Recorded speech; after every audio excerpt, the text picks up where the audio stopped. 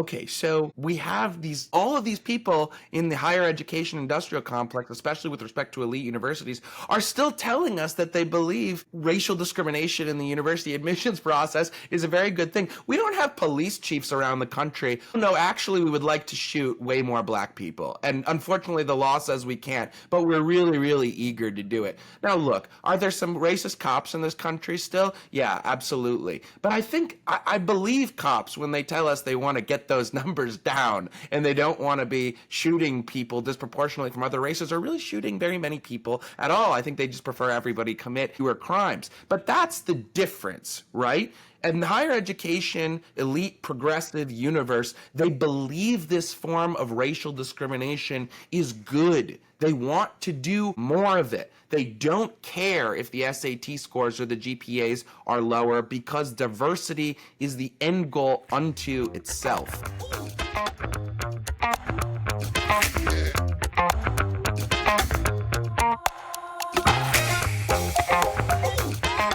Welcome back to the City Journal podcast. I'm your host, Charles Fain Lehman, senior editor of City Journal. Joining me on the panel today are John Ketcham, responsible for all things cities at the Manhattan Institute, Jesse Arm, responsible for all things external affairs. His responsibilities grow ever larger at the Manhattan Institute, and Renu Mukherjee, responsible for all things ethnic politics at the Manhattan Institute, which may or may not be external affairs. I don't know. It's a good question whether or not either of those things constitutes external affairs. I want to bring us right into the news of the day as we're recording this. So I'll disclaim for our listeners, we're recording this as Donald Trump, I believe, is in the process of doing a press conference on it. But the administration has been moving aggressively to crack down on what they perceive as a serious violent crime problem in the District of Columbia. This was in part prompted by a vicious assault on a former DOJ employee who is known for them under the moniker Big Balls. This has prompted renewed calls from the folks on Capitol Hill and also in the White House to potentially end home rule in D.C., federalize D.C., and then also last night, the National Guard was deployed in the district. So, I think the GOP is looking to really make a show out of D.C., say this is, poorly governed city, this is serious failures of urban governance. I want to kick it to the group. What do we make of these developments? Does this make sense? What do we think the politics here? What do we think of the viability of this strategy? And maybe there's some other ways they could be thinking about this. It's a lot of questions, but I'll throw it out for discussion. I think it's all very good news. I'm definitely excited about it. I imagine Renu is as well. As DC residents, right? Yeah, frequent DC person, DC resident. No, Washington it would be a misunderstanding to look at Washington, D.C. as any other just large blue city in America. D.C. exists because the Constitution created a federal district under Congress's executive legislation, in all cases whatsoever, language. That authority, I think, was partially delegated to local officials under the 1973 Home Rule Act, which we'll, I'm sure, talk about more. John and Charles will get into the weeds with that. But Congress has always retained this power to step in, and therefore presidents have always had significant law enforcement tools at their disposal. But in more recent years, the city's elected leaders have used that autonomy to enact bad policies, right? Ones that have weakened violent crime, or weakened penalties for violent crime, I should say, released repeat offenders, and really just presided over, I think, what could fairly be called a breakdown in public safety. And even as the numbers improve from some of their pandemic era highs, rates of homicide, carjackings, and assault still remain far above where they were like a decade ago. So when I see President Trump issuing an order to deploy these federal agencies more aggressively, to send in the National Guard potentially, I mean, this press conference is going on right now and we're here recording rather than watching, but I do think it's a very significant assertion of that constitutional authority, more than we've seen in years. Critics are definitely going to argue that it's too heavy-handed, that it's, they'll screech about authoritarianism, but it's exactly what the framers envisioned, in the sense that a federal capital should be run in the national interest and not, some kind of fiefdom for a city council that is unaccountable to what the rest of the country wants in their capital.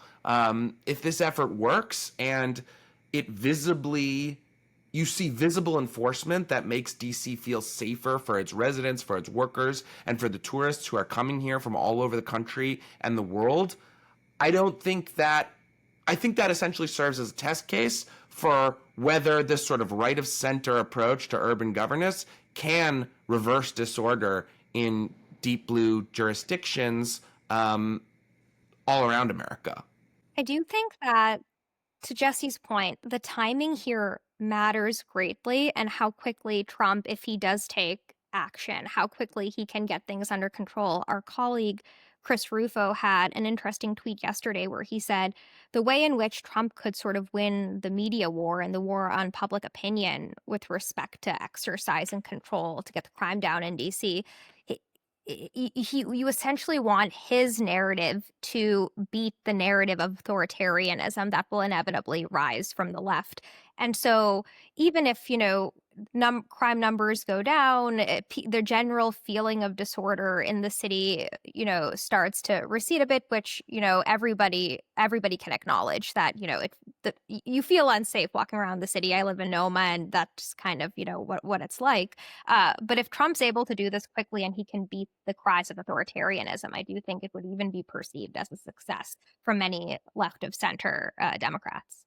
Yeah, I think Chris has made some really good points about the optics and the importance of thinking about what they're communicating, and therefore how the left can use it against the the optics against the administration. John and I will have a piece in CJ. It will be out before this podcast comes out, but later today for us, in which we talk about some alternative approaches, some other levers that the administration might not be thinking of pulling. One that John dug up that I thought was fascinating is that the president actually has the power to unilaterally declare a state of emergency and seize control of the MPD for a month. And to Jesse's point, like, this is a very characteristic The Trump move. Metropolitan Police Department, the cops in DC. Yeah. Right? Thank you. The DC Police Department, the Metropolitan Police Department. This is a very Trump move in the sense of he is in a position to bust norms, right? There's this sense of like Congress should not interfere, the president should not interfere with DC home rule because that's just not what you do. And it's a very Trump move to be like, no, there's a real problem here. We're going to exercise the powers that are available to us. And then the question is just, what do those powers look like? What does exercising it well look like? But I think there are real opportunities for a win here, to both of your points. Charles, sorry to cut you off again, but can you explain the home rule concept again? Just because you used to in a meeting with me and I wasn't even, I want to kick it to John, who will get it exactly right. Yeah. So to Jesse's point, Congress has plenary authority over the District of Columbia because of Article 1, Section 8, Clause 17 of the Constitution. It's called the Enclave Clause. And plenary for listeners is so Congress has specific and delegated powers, but it has general powers. It has police powers. It has general powers over what happens in the district specifically. Sorry, John, go ahead.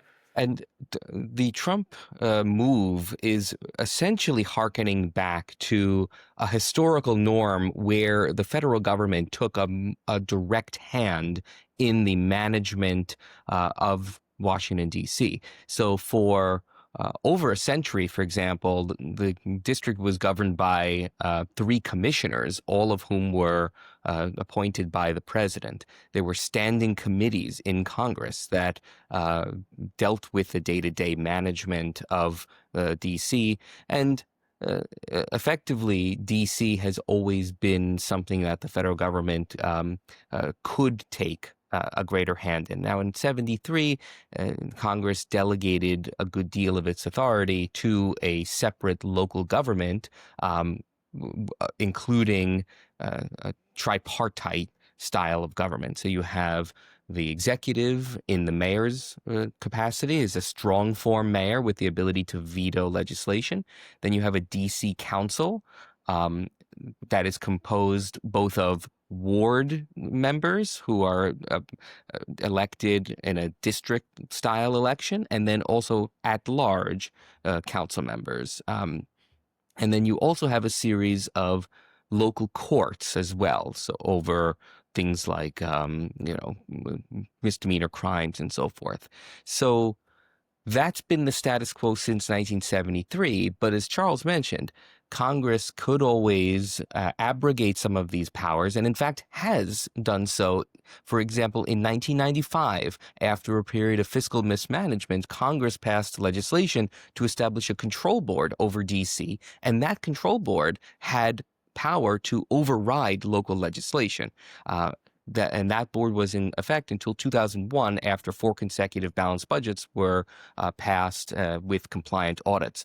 So Congress has been directly involved in the governing of D.C. for almost all of its history, and Trump's move represents a return to that norm. Yeah, there's an analogous thing.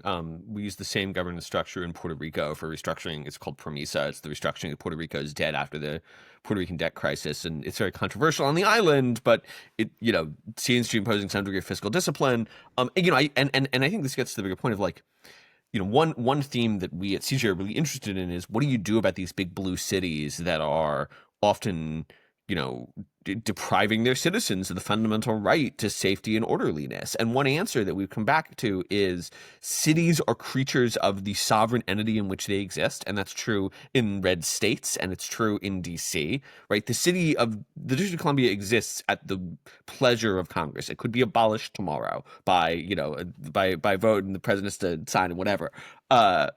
And so there can be a degree of either federal or in, a city like St. Louis, a city like Austin, these, blue cities in red states, a degree of preemption where, the red state legislatures can come in and say, actually, we don't like how you're failing to provide basic public services in the name of this like insane ideology. We're going to step in and provide those services. And so I think DC is an interesting national test case of a strategy that we've seen used in other places to be able to say, like, no, actually, there is no legal obligation to tolerate disorder, crime, visible homelessness, public drug use, etc. in these jurisdictions. And in fact, there's an affirmative obligation on the part of superior levels of government to solve those problems. And it's good that they're trying to.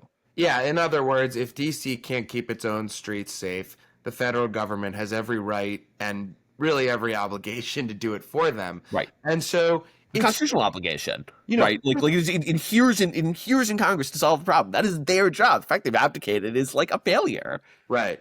So putting the Puerto Rican debt crises aside, I'm taking your word for it and John's words for it that this is legal. The president has this authority. I just think it's kind of amazing that we have to wait for like Republican like Donald Trump to come in and get the job done here, right? You get Democratic presidents, you get Barack Obamas of the world who talk all day about how they're concerned about the inner cities or what have you, but DC, continues as a cesspool under these guys. And DC is a particularly problematic place. I recently, moved from Manhattan to DC, and I just think it's kind of amazing because you walk around Manhattan in New York and it's like there's disorder everywhere. You could encounter some kind of crazy person or petty crime or someone jumping, the turnstile on the subway. It could happen anywhere. In DC, it's so siloed. You hang out in Northwest DC, you hang out around Georgetown, you could go blocks and blocks without ever encountering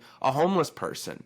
But you go to Southeast or wherever, you go where the source of these problems are, and it's like stepping into a different world. And it's entirely voluntary. Hang out there.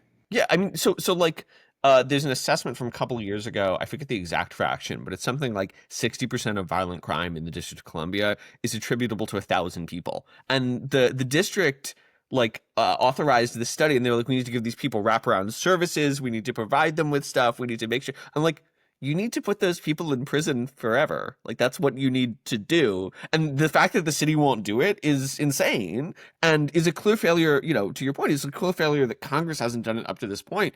I hope that the administration in its priority setting goes, okay, these are the targets. We know who they are. We know what the problem is. We're going to indict these guys and put them away in 30 days. And crime collapse.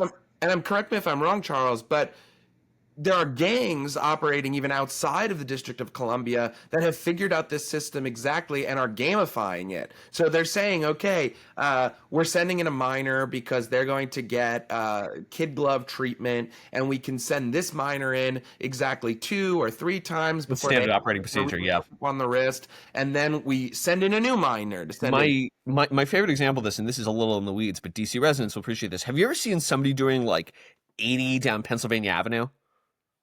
Like driving insanely fast on a Renu. Have you experienced this, or Jesse? I have, and even just sort of anywhere. Like I live in Northeast, and I Yeah. mean, I see all the time. Like drag racing, essentially. The Exactly. reason for that is that the DC Police Department is prohibited from chasing. Full stop. They can't do it. It's not allowed. Cops can't chase. Explain that Yes. to me. I mean, you are not allowed to, if somebody's driving recklessly over the speed limit, if I'm doing 95 in a 30 zone, the DC cops who are in their cars cannot accelerate to try to catch up to me. And the reason for this is that it's thought to be unsafe, that leads to crashes. But the result is that you have people driving with impunity at incredibly unsafe speeds, running into people, dying in their cars, killing other people in their cars. And this is just totally a choice. Like the city decided that this is what policy was going to be. And, this returns to the point about like, you could just have a federal control board that comes and is like, that's not the rule anymore. We're going to get rid of that. That's no longer permitted. We're going to get rid of the chase ban. And like DC would be massively safer because you no longer have this sort of policy commitment to making it unsafe, which is the status quo. I mean, as ridiculous as it sounds, though, like this is how far left logic operates. You have problems with people getting shot, so you say to the police, no more guns. Right, precisely. It's like applying the wrong strategy to the wrong target, and then surprise, surprise, you get the wrong policy outcome. We should turn away from this to other topics of the administration's success. Before we do that, I want to leave us by asking, do we think that this is going to end up being a model for the rest of the country? I mean, in 2 or 3 years' time, do we think we're going to see other states like Utah, Texas, Missouri following this model? Are we optimistic about it, or do we think that, perhaps this could go wrong? Renu, I'll kick it to you to start. I think to my earlier point, if Trump is able to do this very swiftly, I think that it could be used in other states by red state governors, like you said, Ohio, Florida, Texas, etc. And I really hope that they do. John? Some of this is going to depend on whether Congress can act, because essentially the powers that the federal government have over DC are not concentrated exclusively in the president. So Congress, for example, can veto DC local legislation through a joint resolution of disapproval, which is only a majority vote. It's not subject to the filibuster. So so for those kinds of things where you can have a majority, sure, Congress will be able to be effective, and whatever the president can do, such as to commandeer the MPD for a month to make a statement, I think that would be effective and potentially a model for states to use in recalcitrant blue cities, red states particularly. But for the issues where Congress has to legislate, it's obviously going to be a harder fight with the 60 vote threshold.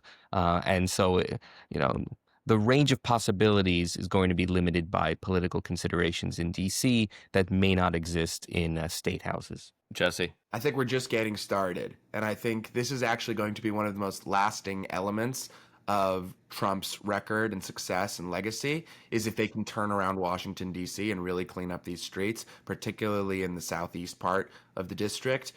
This could be a really exciting part of the Trump legacy, and I'm all for it. I'm excited for Liberation Day Part 2, probably even more than I was for Liberation Day Part 1. I'm a little more excited about this Liberation Day, all things considered. No, I mean, I think that's probably right. And this gets to the Trump attitude of, you can, as the Silicon Valley guys say, you can just do things, right? That's been the Trump idea from the beginning. They keep pulling out these crazy, you can just close the border, you can just deport people, you can just change the tariff rate. Maybe you shouldn't, but you can. You can. And we so rarely get glimpses of right of center things happening in deep blue cities that the downstream effects of this could impact the New York City mayoral election, could impact like all kinds of blue city dynamics around the country, because so rarely do we get a glimpse of like what it looks like for Donald Trump to put his finger on the scale of urban politics in one of the most democratic cities in America. If only. I just wonder This if is, I mean, this is my, there's one guy who could be mayor of New York at the same time as being president. On that topic, I want to take us out from that to talking about another administration action that we're all very excited about. Last week, the administration issued an executive order. The Secretary of Education issued some current guidance, blah, blah, blah. The sort of big takeaway is that coming very soon, universities across the United States are going to have to disclose a great deal more information about who they admit, about the racial and gender balance of who they admit. And the big effect is, we're through 2 years out and change from the decision that banned affirmative action in higher education admissions. There is, I think, and Renu, you've written about this for City Journal, a fair amount of evidence that colleges are just ignoring that conclusion, that they are actively breaking the law. We're going to get a piece out from John Seiler tomorrow about other work that the Department of Justice is doing to curtail higher education law breaking. And it seems like basically the administration is saying you need to show us that you are, in fact, following federal civil rights law if you don't want the same focus on you that we've given to Harvard and Columbia and all the rest of them. So I want to throw this out to people. And the core question here is just like, this is a fairly technical shift, right? We're talking about iPads. It's a data resource from the National Center for Education Statistics. Like, why is this going to affect average Americans? Why should our listeners who maybe have kids who are thinking about going to college, why should they be invested in this development? And Renu, this has been a lot of your work. So, and I want to get your thoughts on this in particular, but I want the other folks' thoughts as well. So I think first and foremost, our listeners and all American families out there, particularly with college age, high school age children, should care about this, is because it's going to make higher education admissions in the US extremely transparent. It's sort of shocking that prior to the memorandum issued by Trump to Secretary of Education Linda McMahon last Thursday, universities that received federal funds weren't required to disclose to the federal government and publicly what the differences in, for example, GPA or standardized test scores were by race. And they've been able to get away with this for quite some time, really, since the Supreme Court first said in the Bakke case in 1978 that you can consider race in higher education admissions. And so this truly is the way in which colorblind admissions, merit-based admissions, is going to be enforced. Basically, the Trump administration has done what no other presidential administration, including Republicans, has done since Bakke, which is this is the way in which you're going to be able to ensure both to the federal government, state governments, but also just to everyday Americans that preferences are not being given on the basis of race. Students from certain racial backgrounds aren't going to be penalized because both the Trump administration and, any of us here on this podcast, any of the listeners are soon going to be able to go to the National Center for Education Statistics website and look at, for example, what the mean GPA and SAT scores are by racial group at Harvard, at Cornell, at Columbia, at Brown, etc. And so perhaps maybe it won't come across in some of the mainstream media reporting, but I really do think that this is perhaps the biggest win for colorblindness in higher education thus far. And huge kudos to the Trump administration for pushing this over the finish line. Yeah, I mean, we should get into like why a little bit this is necessary too. It's that for years, elite universities have operated under what they call this holistic admissions process. But in reality, that means you don't just weight grades and test scores. Sure, essays, extracurriculars, recommendations, and other subjective factors. And in theory, all that sounds perfectly reasonable. But in practice, it's the vehicle by which you can knock the Asian kids for being Asian, right? Or you can knock the white kids for being white. It's how you obscure like how race factors into the admissions process. And this data that Renu's talking about, once it all comes out, that's going to make this stuff apparent. So you had the Supreme Court decision in SFFA, Students for Fair Admissions versus Harvard. and you got a decision that says, yes, it's definitively illegal to give explicit racial preferences in the admissions process. But there's no way to really show that without the underlying data. So now you've got this executive order that says you got to make the data available, and that's a total game changer. It means these colleges and universities are going to have to provide every little granular bit of the factors on which they consider. Sure, the hard stuff, the SAT and ACT scores, the GPAs broken down by race, like how Renu said. But once all of that stuff is public and everybody can go through it, you are going to see such damning evidence of ongoing discrimination, I believe. It's just going to be this major transparency win. Yeah, of course, giving like students and parents and journalists and lawmakers all the tools to hold these institutions accountable. But I think even more than that, it's just going to be another nail in the coffin for the fraudulent, horrific activity that these higher education institutions in America have been engaged in for a very long time. And a lot of credit is due to this administration and specifically its Domestic Policy Council for driving home this outcome. It really, I mean, I feel like I'm cheerleading this administration a lot on this platform, but For change. this time they really, really is. We're very happy with this one. No, I mean, I think and to Renu's point, it's not just, I mean, it is about, people can go and see what is it going to look like? What are my admissions chances? And they can see which schools are discriminating on the basis of race. And I think this is enormously affecting to Americans.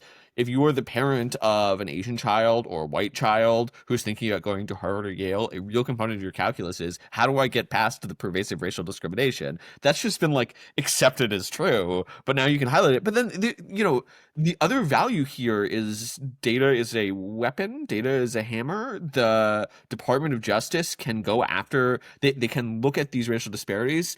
This, by the way, I think that we've seen some criticism of this online that I want to make sure we talk about, which is, should we really just be taking, and this is in my mind a fair argument, should we really just be taking racial disparities as evidence of racism? This is an argument that we on the right have made against the doctrine of disparate impact for a long time. The idea that racial disparity is prima facie evidence of racism, the Ibram Kendi idea. And I think there's a way to frame this as, isn't the Trump administration doing the same thing, but in reverse? I'm not sure that's, I think it's probably not, or not necessarily, but I'm curious, how do people respond to those critics? How do people respond to that argument? I would just add that I agree that this is a major step in the right direction and a win for the administration. But SFFA wasn't only important for its holding. It was also important because it opened up a whole new world that most people had only seen as a black box. The discovery process in SFFA was enormously valuable in showing how administrations actually go about bringing in students in places like Harvard, UNC, and so forth. And so now the Trump administration is saying, look, I am going to open this up as just a matter of good government and transparency. Charles, to your point, I think a lot of this is going to have to get litigated in terms of what is invidious race-based admissions processes, like what falls outside of the bounds of acceptability and what doesn't. I could see factors like income being fine. I could see other factors like geography, if you're really targeting people from specific neighborhoods that are highly segregated, that might not be fine. And a lot of this is going to depend on the fact-specific nature of these cases that get brought, how they're resolved in the various federal circuits, and then ultimately, if there are conflicts between the circuits, the Supreme Court trying to resolve that dispute. I agree with John. I think a lot of this, the data that's going to come out is going to have to be coupled with a few things. Some that will come out, of course, in discovery, and some that are just obvious. So the main workaround that various university presidents of highly selective schools made clear truly 30 minutes after the decision came out. So I was with John in the office. We read the decision together when it was dropped. And then 20 minutes later, he came back into my little like my office and was like, Renu, look at this message I just got from the president of Harvard, in which he basically said he was going to continue to grant racial preferences through essays. So these are things that are very blatantly out in the open. I just finished a CJ piece right before we started the podcast in which I include the essay prompts from Johns Hopkins University, and they openly said in 2023 and 2024, tell us about an aspect of your identity. And then in parentheses, they wrote race and ethnicity. So a lot is going to come out in the discovery process, perhaps, emails, text messages, but also presumably, plaintiffs will be able to point to things like Johns Hopkins's essay questions and say, well, they clearly were, or an email from, the president of Harvard University to the entire community saying they clearly want to continue discriminating on the basis of race. Yeah, I mean, I think about, there's this great clip that our colleague Chris Rufo dug up of Erwin Chemerinsky, who's the dean of the University of California at Berkeley's law school. I think he still is.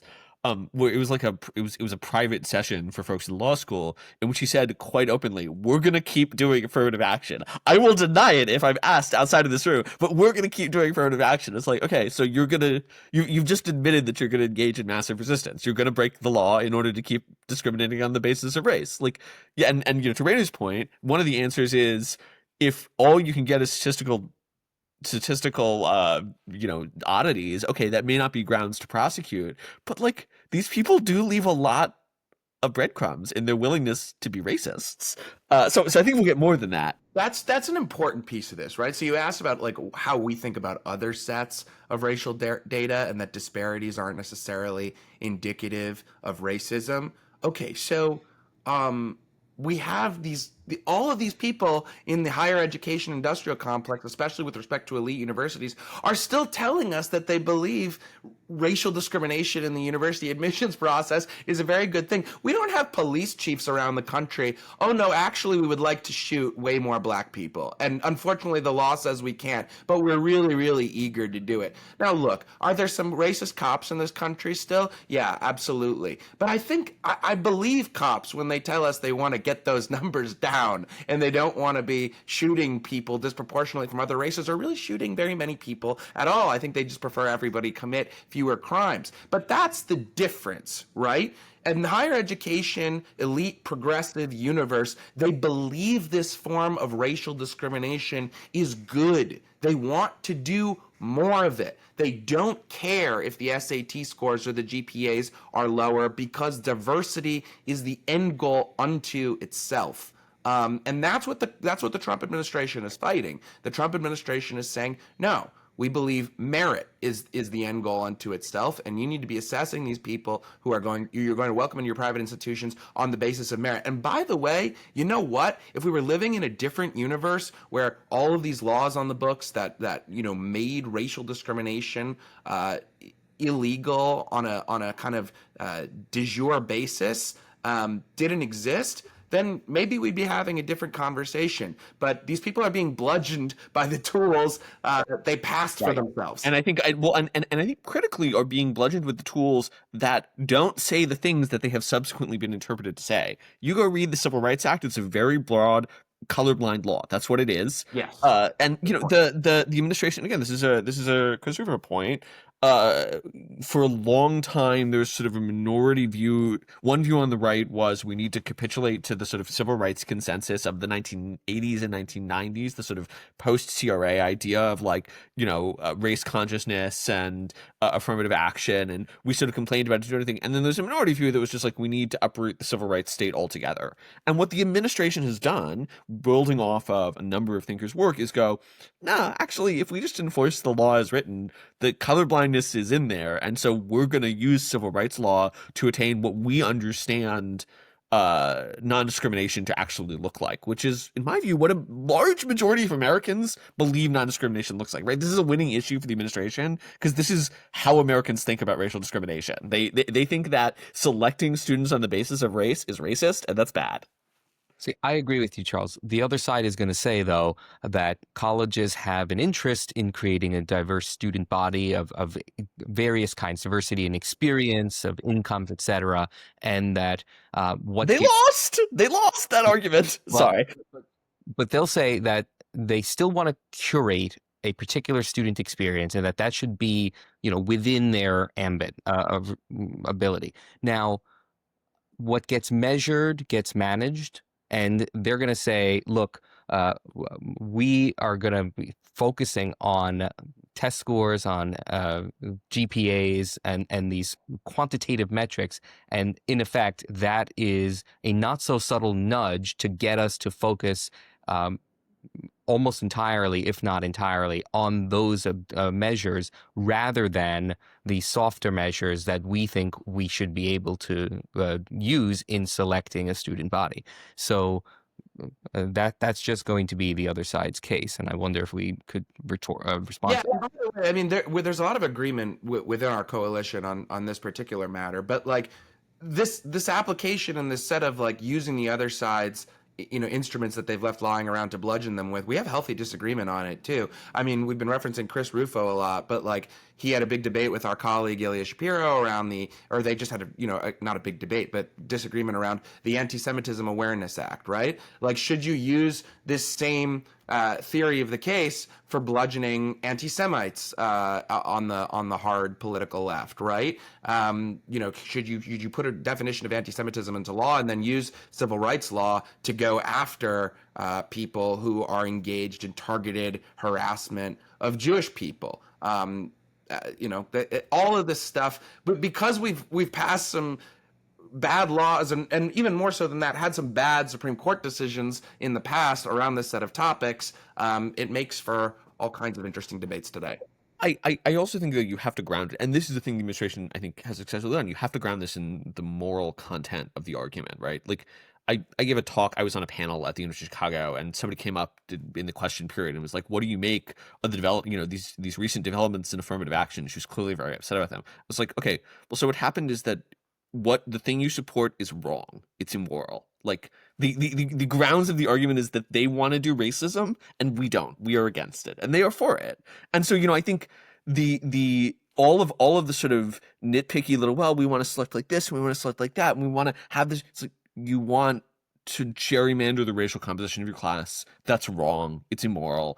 Americans agree that it's immoral. And if you can hammer on that point, it is very hard to rebut it, because they know that it's a loser. They know it's a loser in 2025, but actually it's been a loser for a really long time. And like, lawmakers have just not caught up.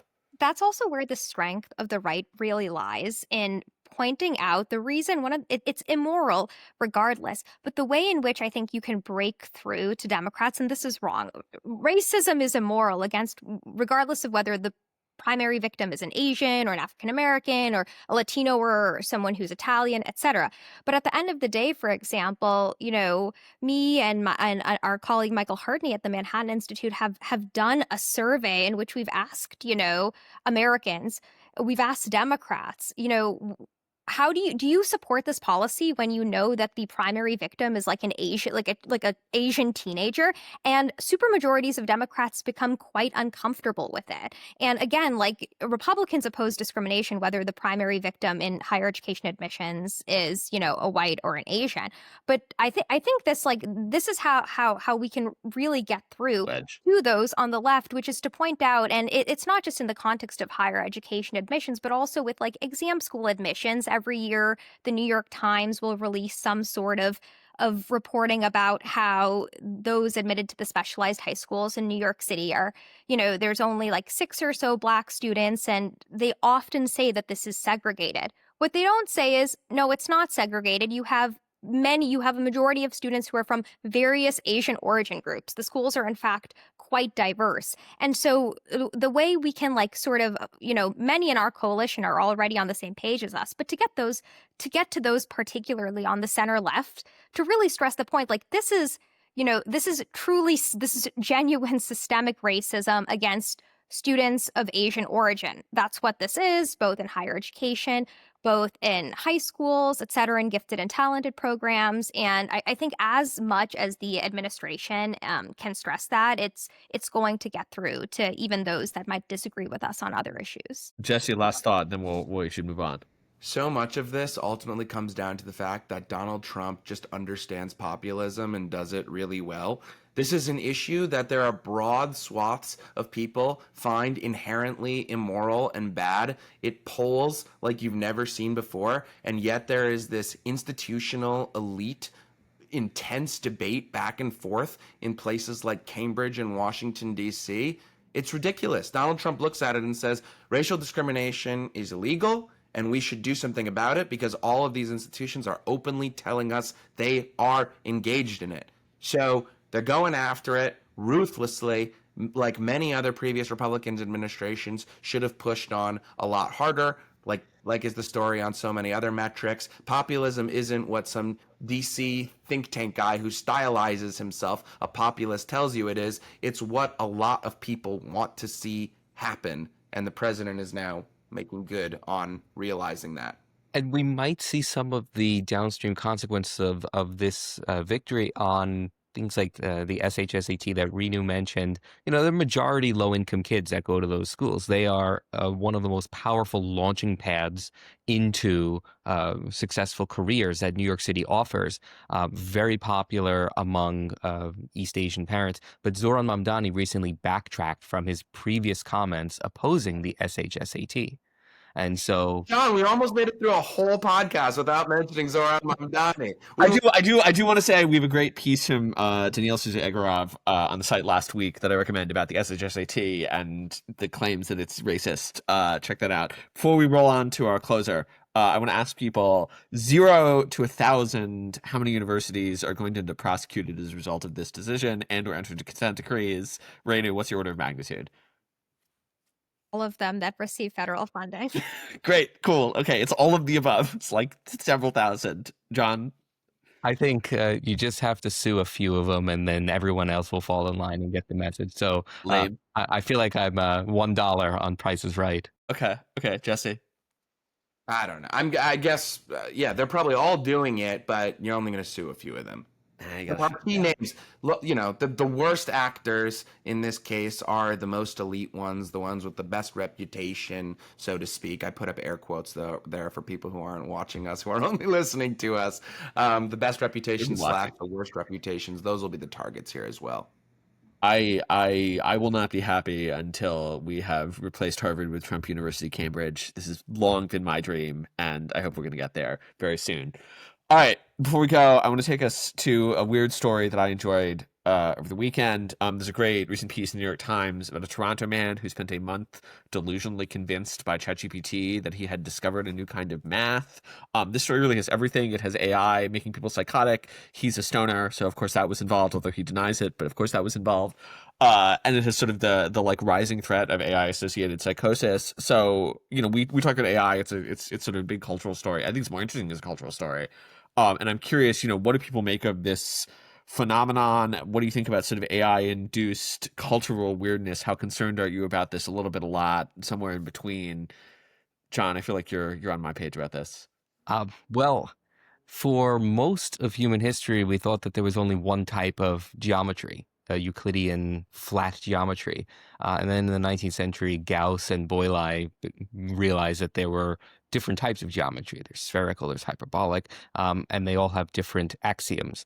So if ChatGPT is able to bring out these new paradigms, like mental health and genius have never really been friendly with each other, but I think that there might be some promising new paradigms that ChatGPT. I think he might have been onto something. Math seems fake to me.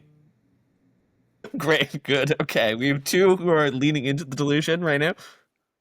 My initial view is the opposite. It sort of makes me uneasy, primarily because in using ChatGPT for my own research purposes, it's helpful in, I guess, fleshing out ideas, but also adds a great deal of work in the sense that you have to check everything. The amount of just hallucinations it's done when I've asked it even some basic questions is a bit concerning. So I think for those purposes, it's stressful. Also, just something I'm quite concerned about is all the articles and how both men and women have convinced themselves that ChatGPT is a legitimate romantic partner. Somebody got engaged to ChatGPT recently. There's this on Reddit. It was great. Yeah. So that can't be good for our society. That cannot. Yeah, this is the I think it only gets weirder from here. Hallucination machines combined with people of questionable intelligence seems like a bad combination in my view. Although also, like, I think the former Uber founder has convinced himself he's discovered the outer edges of physics with ChatGPT, which seems unlikely to me, but maybe I'm wrong.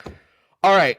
That is about all the time that we have. Thank you, as always, to our panelists. Thank you to our producer, Isabel Reggi. Listeners, if you enjoyed this episode, or even if you haven't, don't forget to like, subscribe, click the button, hit the other button, YouTube, Spotify, all the other platforms where you get our content. Don't forget to leave us comments and questions down below. We got a number of good ones on the Douglas Murray episode. Some of them were rude about me, but most of them were nice about Douglas, so I'll take it. Until next time, you've been listening to the City Journal Podcast. We hope you'll join us again soon.